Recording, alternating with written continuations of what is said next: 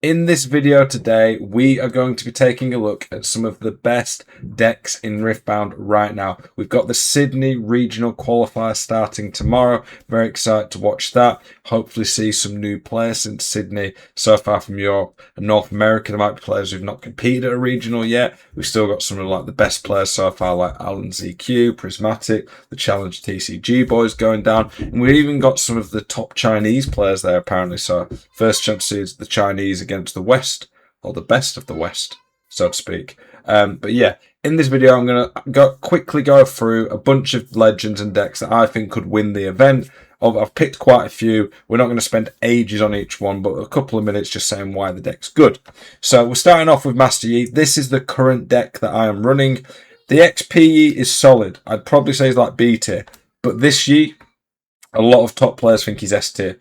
The just sheer efficiency you get off his legend is fantastic. The chosen champs, much better than what you used to have. That just allows for more consistency. It's not too hard in this version to get to level 6.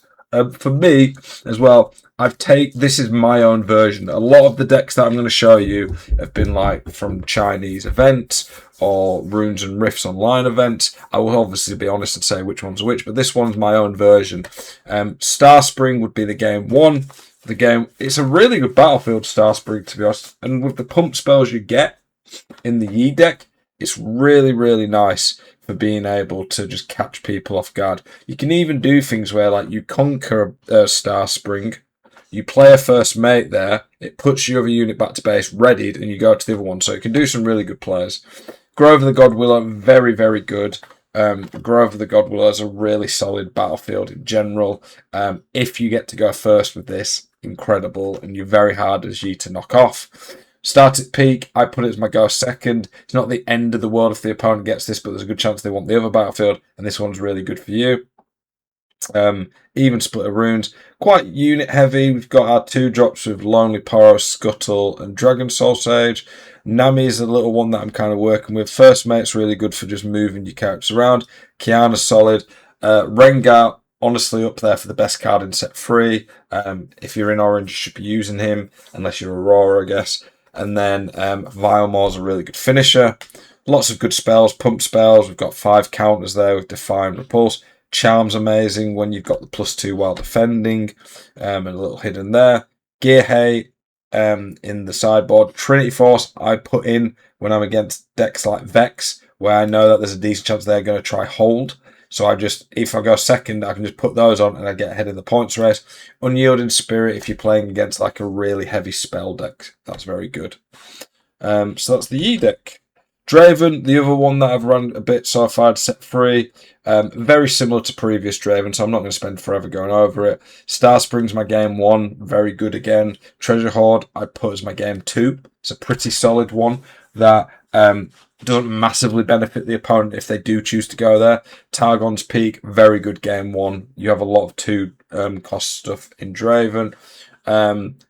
Darius, very good unit. Kaiser for the draw and accelerate. Ferris Forerunner's great. This purple Vex is a good addition. She's the only unit that I've added in set 3. This is my own version, of course. Got a couple of bone skewers, incredible in Draven, hand knowledge, and allow you to stun, bring the card to you, and you could probably win the combat, and therefore you get a draw. Heedless Resurrection, really good card as well.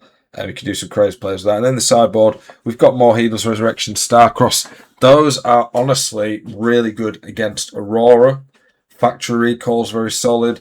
Gust, I run 1 of that in the side, 2 in the main. Can be really good in some matchups as well. But yeah, Draven still strong. Irelia, another set 2 legend, very strong. There's quite a few different versions of this. Some Aurelia's run quite a lot less units. This one's not as like have to do everything all in on Irelia Fervent. The Vex Apathetic, I think, is very good. Mind Splitter is very good. You could get rid of the card that they could use to get rid of you. You've got a few more 2 drops compared to normal Irelia lists. So, yeah, Irelia is quite a versatile champ. I think she'll be very solid this week, and I'm very interested to see how she does. The gear, there's quite a bit of gear in there, and obviously a lot of the classic spells that you'd expect to see in a Aurelia deck. Counters, pump spells, Flash is really solid, and then Abandon Hall's really good. I'm surprised I've not really seen much of the Diana epic champ unit, no longer human. I feel like that would synergize really, really well into Irelia. I'm interested to see what the Sydney Aurelias run. Poppy. Now, Poppy is one that can go mid-range, but I think her best version is Aurora. I saw a deck that I really liked, but I forgot to bookmark it, and I've lost it now. So this is just a makeshift one of an Aurora Poppy that I've seen, but it's very good.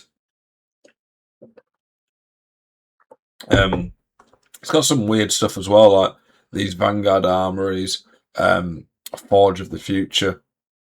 You can do some weird stuff with it. It's trying to make it, though, this version, I guess, so it's not as like bricking early. Got some very good units in there. Obviously, trying to find ways to be able to get there. It's not the thing about Poppy Aurora compared to like the MF and Sivir ones is that the options in yellow and orange are just not as good for draw power as purple. So you kind of can't all in as much on getting the Aurora because you don't have the draw power to guarantee it. So because of that, they're trying to balance it out a bit. But Poppy, I think, could be very, very good in set 3. Ezreal, this one run a Runes and Rifts tournament. The battlefields for Ezreal are cool. The academy is incredible on Ezreal. You could repeat stack deck. That's really good. Hall of Legends is really good just to get extra draw. Sigil of the Storm is a really annoying one to play against. Multiple Gust, lots of draw power, some early game units, gold, lots of spells. Fizz is honestly probably the GOAT in this deck. Just incredible to play. Can do some nutty stuff. Arcane Shift's great. Got a couple of Thousand Tail Watchers to finish. But yeah, very good deck. I've tried it. I'm not very good on Ezreal, but I could see the power in the deck and what it's able to do. Vex. Obvious what Vex is going to be doing. It's just a hold one. I'm a little bit surprised not to see Grove of the God Willow, but all of these battlefields obviously make sense. Draw, charm to kill units, counters, existential dread's amazing, discipline to give some pump, to 2-drops. Don't know if I'd have. I don't know. I don't like Evelyn as much, to be honest. Not so fast. We've just got more counters, more stuns. There's a few cards in here that I would swap out. I think some of them do a little bit better than some of the other ones. I'd rather have 2 Vilemore as well. There's some really good stuff in this Vex one. A lot of these decks have versatility. I would rather run some other stuff than Stellarcorn as well, but Vex, very good, solid deck. Very annoying to play against. If a Vex gets ahead and you don't have an answer to it, you lose. There's no coming back, really. It's not a hard deck to play either. It's quite easy. MF Aurora. So, yeah, obvious battlefields. You just battlefields that either get you going quicker or stall your opponent. So, pretty hard to play against. Flurry of Blades is tech. So, you play it, assuming you're going to get Elder Dragon, and then it just kills everything at the battlefield. It's basically like an unchecked power with the Elder Dragon. Scry's Bloom, very solid for getting draw quicker. Bullet time, it just makes everything lethal with Elder Dragon. That's my wife texting me. Gust is really good to stop people getting early game pressure when you've got energy up. Mobilize is solid. Sabotage is good. You might want to use that to stop them getting rid of your cards or play around stuff. Invert Timeline can slow them down and get you more draw to get Aurora quicker. Lunar Boon's really good for getting Aurora. Everything's just built all in on getting Aurora. It's very Elder Dragon centric, this deck. There is a Mind Splitter as well. Misfortune's obviously a pretty good unit. The problem with if you run only Elder Dragon is you're a bit limited options. That's why Flurry of Blades is in there, though. So you know you're almost certainly getting Elder Dragon, and then you can just wipe things. And there's a few other options in there. But yeah, very annoying to play against. You know when you're playing Aurora what they're going to do. If you're against a good Aurora player and they get it turn 3, you probably lose. I'm interested to see how Aurora does in Sydney. Is it going to be the most consistent? I'm interested to see. LeBlanc. Again, LeBlanc's a very versatile one. Can be played in a lot of ways. I think the most popular way we seem to be seeing is the Karthus one. The Karthus Death Knell effects are pretty crazy. You just run a load of Death Knells, die, and then overwhelm your opponent.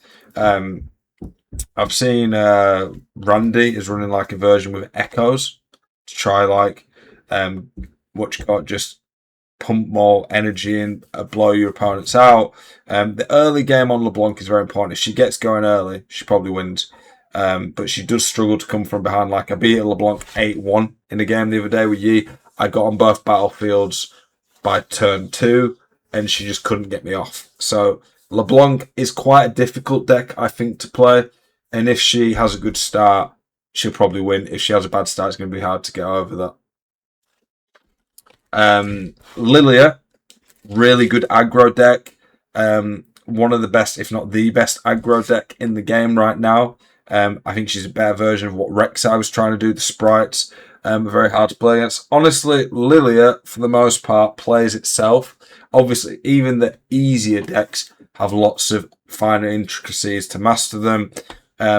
A good Lilia play is very frustrating to play against. There's enough pump spells in there as well to make these sprites really annoying. Her her chosen champ is very good.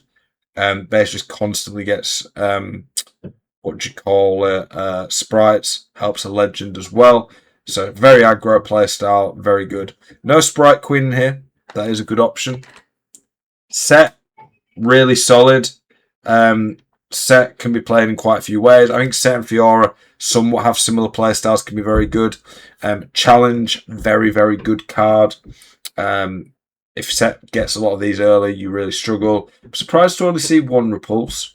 I would have expected more Repulses, but lots of really good units. Vi, really solid card. Fade Dragon's a pretty good finisher, really hard to play around. Hidden Blade helps a bit with the draw. I do still think Set struggles a bit with draw. However, Sacrifice, really good. And you can use the Set Legend. So when you kill it, and then you just play the boss to save it, and you get the rune exhausted back anyway that you've just spent. So Set with the new, I think Sacrifice was a game-changing card for Set, to be honest. Azir, a lot of people thinking Azir is very, very good in this set. There's a few new pieces of gear that are good. Soul Sword's pretty nice. Sacrifice just gives you a bit more consistency with draw. Shadow Call, a lot of your units die anyway, so it's really good draw power. I think the set free stuff just allows Azir to be a little bit more consistent with his curve. So a very good deck. I think Azir has a good chance of doing very well in this set again. And there we go. We've covered, how many have we covered? 3, 4, 5, 6, 7, 8, 9, 10, 11. Feels like we've covered quite a lot there quickly. If you want me to do more in-depth analysis of certain decks throughout set 3, please let me know. I'm going to be trying lots out. As always, I do appreciate you tuning in. Make sure you tune into the Sydney Regional this weekend. It should be exciting. I'm looking forward to seeing what it's like. See you guys in the next one. Peace.